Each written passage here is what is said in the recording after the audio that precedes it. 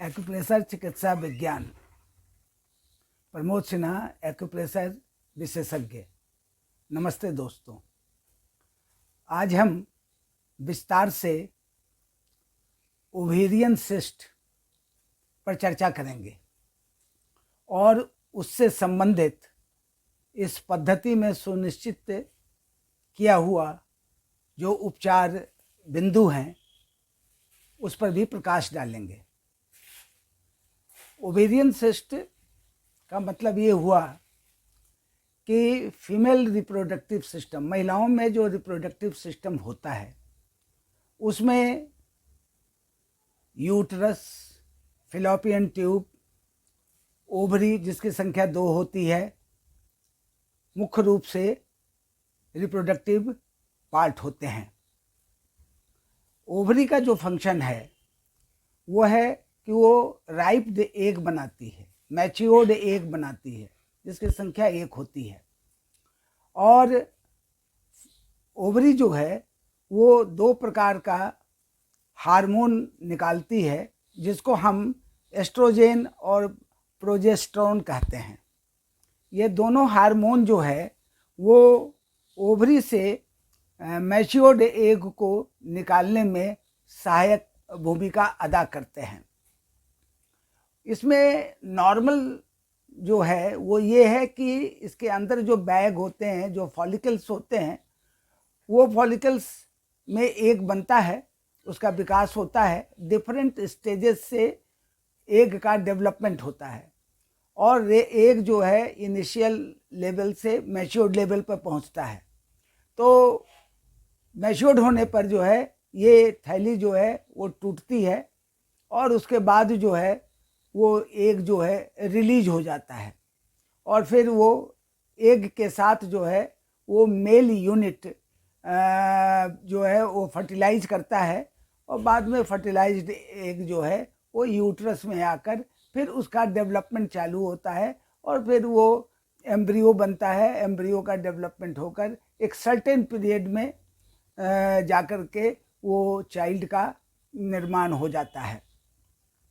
तो ये ओवरी जो है उसमें वो जो थैली होती है या यूँ कहिए जो फॉलिकल होती है वो फॉलिकल में फ्लूइड भरा रहता है और जो बाद में चल करके जो है वो एक सिस्ट का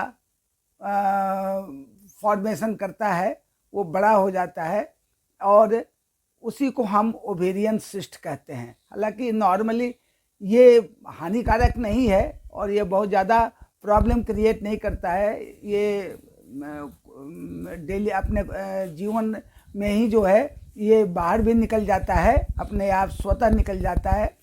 लेकिन कुछ ओवेरियन सिस्ट रह जाते हैं और जिसके कारण जो है दर्द होने लगता है, इरेगुलर मेंस्ट्रुएशन हो जाते हैं, हैवी पीरियड्स हो जाते हैं, ब्लीडिंग बहुत होता है, संबंधित महिला को काफ़ी तकलीफ होती है। तो आप आइए उसका इलाज देखिए। ये जो है ये हथेली जो है ये इसका 2 भाग है, एक इन साइड है और एक यांग साइड है। ये पूरी हथेली आपका पूरा शरीर है।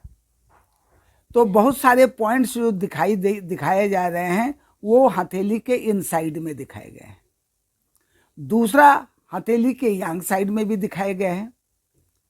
और एक और भी इस पद्धति की खूबियां हैं, वो ये कि प्रत्येक उंगली जो है वो भी आपका शरीर है। जैसे ये सिर है, ये छाती है और ये पेट है और पेट के अंत में ओवरी का लोकेशन आता है जो कि यहाँ दिखाया गया है।